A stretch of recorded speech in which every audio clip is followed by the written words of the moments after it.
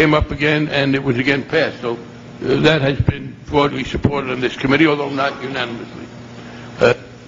Which brings me to the gentleman from Texas, Mr. Paul. Thank you, Mr. Chairman.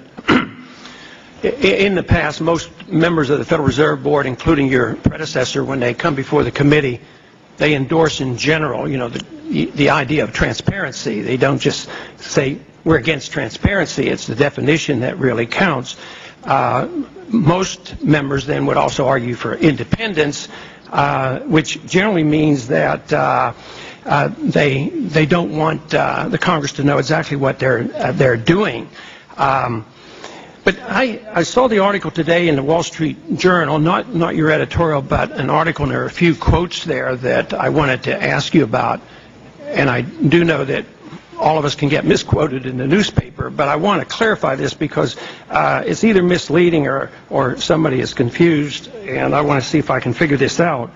And the first one had to do with you saying that Mr. Paul's bill, which is 1207, the transparency bill, would interfere with the Fed's interest rates decision. And since I wrote the bill, and the intention, and I know what the intentions are, has nothing to do with interference with monetary policy or interest rates manipulations. There's nobody in the Congress going to be monitoring the Federal Open Market Committee. It's after the fact that an audit can occur and find out what transpired. There's no management. So is that your position that this bill, if it were to be passed, would interfere directly with interest rates, setting interest rates? Well, Congressman Paul, at some point, as you know, we're going to have to start raising interest rates to avoid inflation. And people have talked about the politics of that and how whether the Fed will be able to do that without intervention or interference.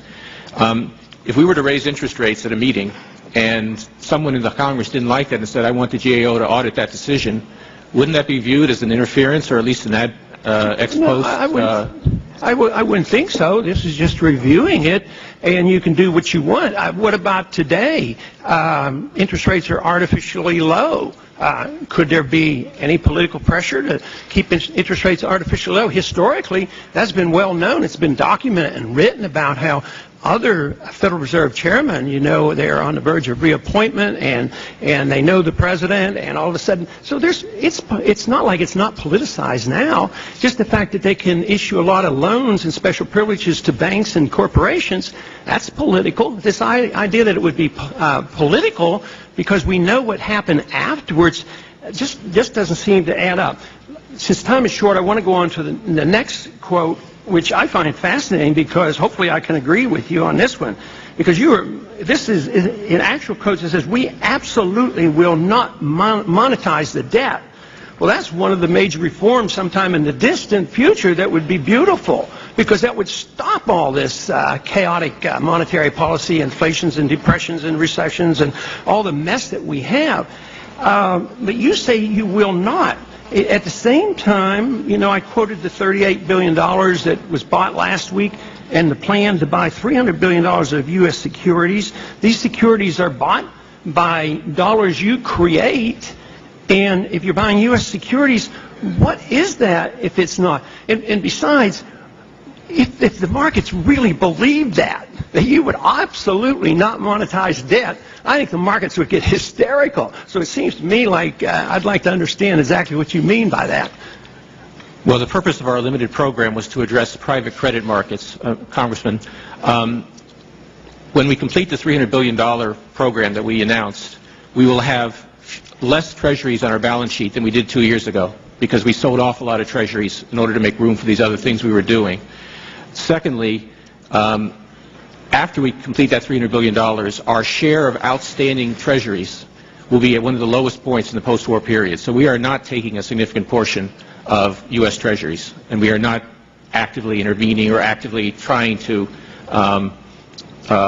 make it easier for the government to issue debt. So you're saying if you buy $300 billion worth of U.S. government debt, that is not inflationary.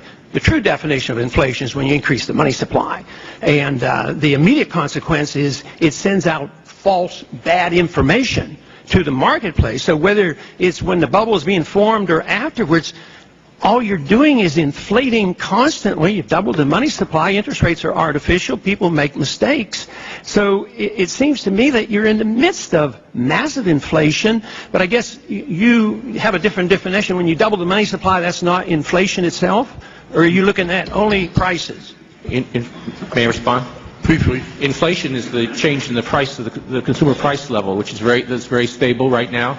And there are various measures of money, as you know, and the broad measures of money, the measures of money in circulation, like M1 and M2, are not growing quickly. The gentleman from California, Mr. Baca.